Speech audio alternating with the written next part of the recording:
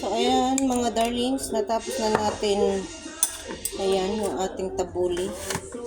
So, lalagyan natin ng olive oil. So, mamaya ko na siya nagyan ng, ng asin. Para hindi siya masyadong magtubig.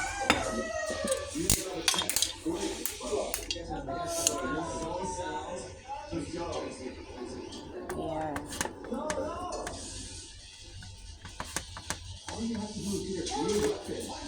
Paborito ko rin ito mga darlings. Kahit sa labas, ito minsan in-order ko. Sabi naman ng amo ko, baka daw di masyadong malinis yung pagka-hugas. Kasi nga diba maliliit yung bakdonis.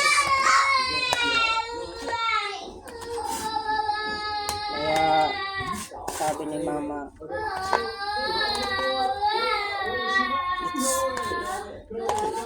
depend on me if kakain ako or mag-order ako ng ganito.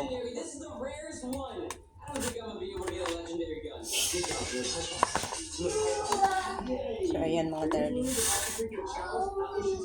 tabula it's almost done. So hindi muna ako mag-ano ng lemon kasi ayan, masakit yung kamay ko, yung daliri ko.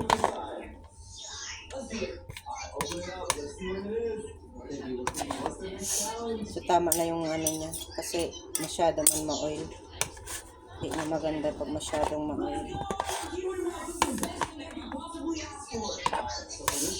Lagyan ko na lang siya mamaya mga darlings lemon saka asin.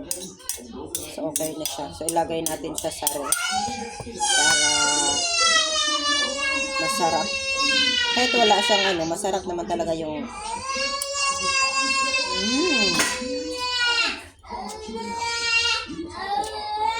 so yummy.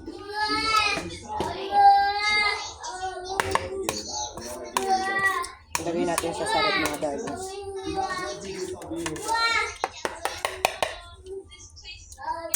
Almost done. Thank you so much.